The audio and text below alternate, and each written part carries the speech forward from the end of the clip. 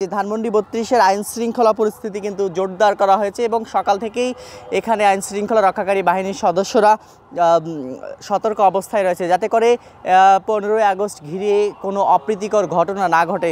সে কারণেই কিন্তু এখানে বহিরাগত কাউকে প্রবেশ করতে দেওয়া হচ্ছে না এবং সকাল থেকে আইন শৃঙ্খলা রক্ষাকারী বাহিনীর সদস্যরা কিন্তু এখানে সতর্ক অবস্থায় রয়েছে। এবং কিছুক্ষণ আগে আমরা দেখেছিলাম যে বিজিবির একটি টহল টিম তারা কিন্তু এই ধানমন্ডি ৩২-এর পাশের সড়ক দিয়ে টহল দিচ্ছিলেন। বৈষম্যবিরোধী আন্দোলনের মুখে প্রধানমন্ত্রীর পদ থেকে পদত্যাগ করে গত বছরের ৫ আগস্ট বাংলাদেশ ছেড়ে ভারতে পালিয়ে যান আওয়ামী লীগের সভাপতি শেখ হাসিনা।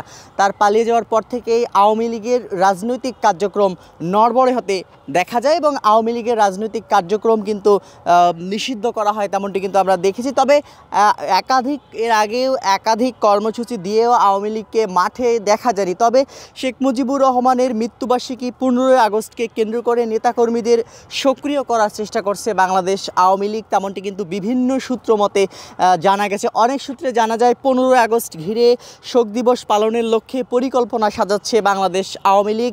এই পরিকল্পনার অংশ হিসেবে ধানমন্ডির যে ৩২ নম্বর বাড়িটি রয়েছে সেখানে সর্বোচ্চ লোক সমাগম ঘটাবে এমনটি কিন্তু জানা যাচ্ছে বিভিন্ন সূত্র মতে। এর পাশাপাশি কিন্তু তারা আরও বেশ কিছু কর্মসূচি হাতে নিয়েছে। আগামীকালের যে শেখ মুজিবুর রহমানের জন্মবার্ষিকী, সে জন্মবার্ষিকীকে ঘিরে বেশ কিছু কর্মসূচি কিন্তু তারা হাতে নিয়েছে। তার মধ্যে অন্যতম কর্মসূচিগুলো যদি একটু বলে রাখি, শোক র্যালি পালন করবে বাংলাদেশ আওয়ামী লীগ, বনানী কবরস্থানে শ্রদ্ধা নিবেদন সহ দলটি তাদের যে দলীয় পতাকা, সে দলীয় পতাকা অর্ধনির্মিত করার কথা আমরা জানতে পেরেছি। এবং আপনাদেরকে যদি একটু বলে রাখি, শেখ হাসিনার ছেলে সজীব ওয়াজেদ জয় তিনি কিন্তু গতকাল সামাজিক যোগাযোগ মাধ্যমে ভিডিও বার্তার মাধ্যমে তিনি জানিয়েছেন যে সরকারের রক্তচক্ষুকে উপেক্ষা করে সমস্ত ভয়কে জয় করে ধানমন্ডি ৩২ নম্বরে বঙ্গবন্ধুর প্রতি শ্রদ্ধা জানাবেন, তিনি সেটি কিন্তু বলেছেন। তবে আজকে আমরা সকালের দিকেই এই ধানমন্ডি ৩২-এ এসেছি এবং ধানমন্ডি ৩২-এ এসে আমরা যেটি দেখেছি যে ধানমন্ডি ৩২-এর আইন শৃঙ্খলা পরিস্থিতি কিন্তু জোরদার করা হয়েছে এবং সকাল থেকেই এখানে আইন শৃঙ্খলা রক্ষাকারী বাহিনীর সদস্যরা সতর্ক অবস্থায় রয়েছে যাতে করে ১৫ই আগস্ট ঘিরে কোনো অপ্রীতিকর ঘটনা না ঘটে।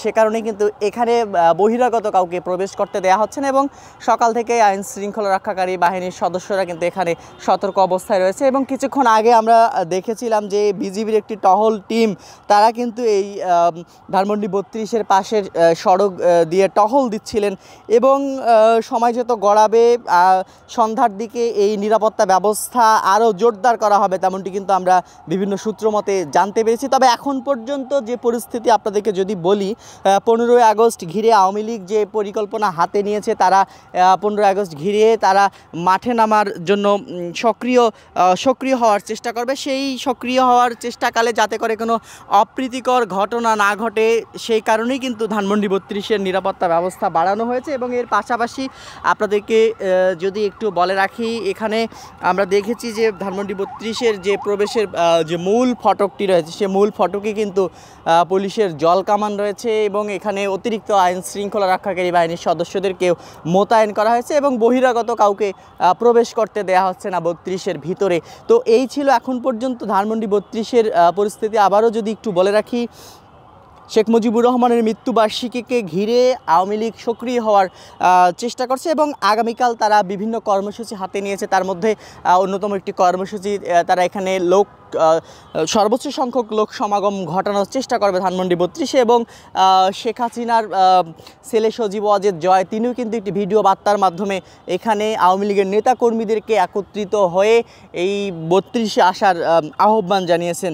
তো সব মিলিয়ে যদি পরিস্থিতি একটু বলে রাখি, সব মিলিয়ে এখন পর্যন্ত ধানমন্ডি ৩২-এ আইন শৃঙ্খলা রক্ষাকারী বাহিনীর সদস্যরা সতর্ক অবস্থায় রয়েছে যাতে করে কোনো অপ্রীতিকর ঘটনা না ঘটে। সে কারণেই তারা সার্বক্ষণিক সতর্ক অবস্থায় দায়িত্ব পালন করছেন।